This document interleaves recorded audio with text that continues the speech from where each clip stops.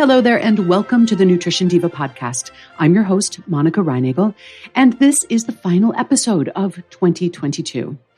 And I'd like to take this opportunity to reflect a little bit on how we in the health media communicate about topics and trends and research that we cover and why this matters.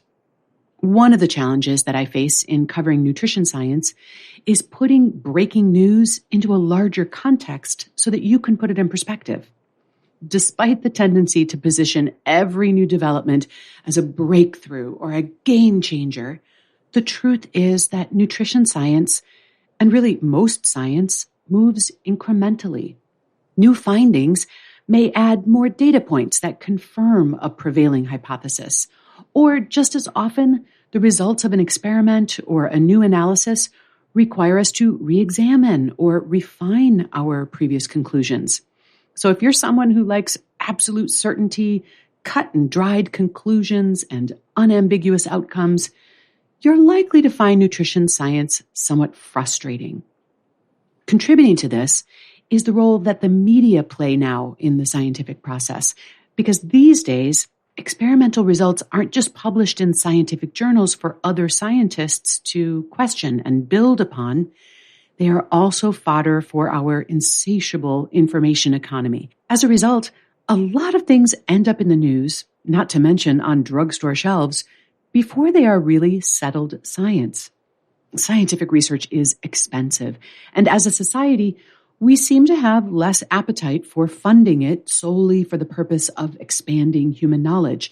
We want it to yield products and services that make our lives better and provide some sort of concrete return on that investment.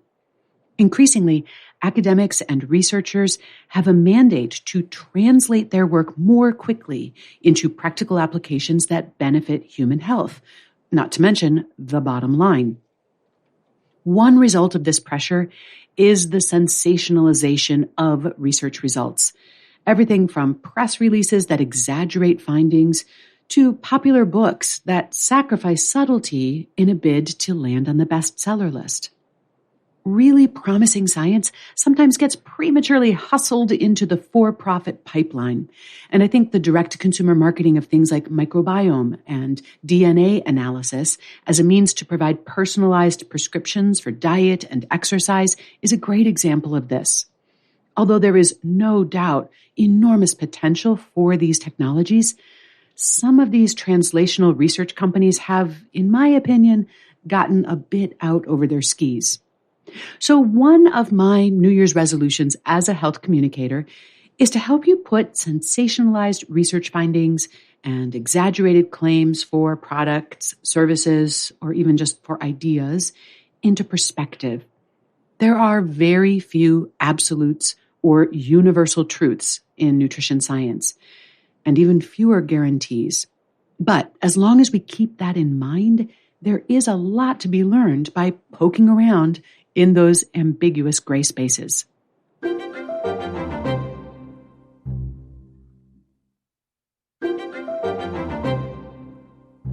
I'm also concerned about the ways in which the role of personal behavior in health outcomes has been distorted. I think one of the reasons that people are interested in nutrition science is that this is something that we can exercise some control over, and having some control feels good. But we may have lost sight of how much about our health is not modulated via food and nutrition or lifestyle choices. We've been told that staying healthy is largely about making the right choices. And perhaps this attitude is an inevitable outgrowth of the American ethic of rugged individualism and its emphasis on personal responsibility. It may also have to do with the fact that here in the United States, healthcare is still largely a for-profit enterprise, and highlighting personal responsibility is a convenient way to gloss over some of the problems with that approach. But here's the logic that seems to be at work. If staying healthy is a matter of personal choice, then when you get sick, it must be your fault for not choosing better, and it follows that the cost of healthcare should be your responsibility. And if the cost of that healthcare is far beyond your means, well, you should have tried harder to stay well. So we scan the health headlines for clues as to how we should or should not be eating, exercising, sleeping, thinking, and so on. And then when it seems like that advice is constantly shifting or reversing itself, we're understandably frustrated. After all, the stakes are pretty high.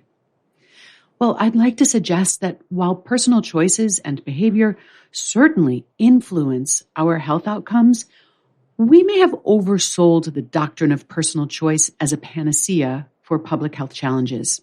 Our health is impacted by many things that we cannot control. There's the lottery of genetics, for one thing, and there are environmental issues, exposure to which tends to correlate with poverty and other structural disadvantages. These are factors that are largely beyond our ability to control on a personal level, although they could possibly be addressed at the level of public policy. But in the meantime, the people with the least access to high-quality healthcare, preventive or otherwise, also tend to have the greatest exposure to things that undermine their health. Now, I understand that advocates of what's known as lifestyle medicine are trying to both empower and inspire people to do the things that we can do to keep ourselves healthy. The unintended consequence, however, is the implication that anyone who suffers from heart disease or type 2 diabetes, obesity, or even cancer just wasn't living right. And this is simply not the case. For one thing, we need to acknowledge that we don't all have the same ability to make healthy choices. But even if we did, you can make all the right choices and still end up developing conditions that are frequently labeled as lifestyle diseases. This is something that proponents of lifestyle medicine don't adequately acknowledge or address. If you're dealing with heart disease, obesity, or cancer, feeling like it's your fault or worrying that others might think that it is not helpful. It may keep people from seeking out or accepting medical treatment, either out of shame or fear that they'll be blamed or lectured to, or perhaps out of the mistaken belief that fixing their lifestyle will fix the problem. Sometimes it can't. But appropriate medical treatment, ideally in tandem with lifestyle interventions, could make a huge difference. So, yes, we want to educate people about the steps that they can take to improve their chances of enjoying a long and healthy life. But we need to do that without stigmatizing those who end up dealing with a chronic health condition. So another one of my New Year's resolutions is to temper my advice about healthy behaviors with the understanding that we don't all or always have the same access to those healthier choices, as well as to remind us all that the health challenges that we or others may face are not always the result of bad choices. In the coming year, I hope you will make the healthiest choices that you can make. And perhaps you'll also join me in looking for opportunities to make healthy choices more available to more people.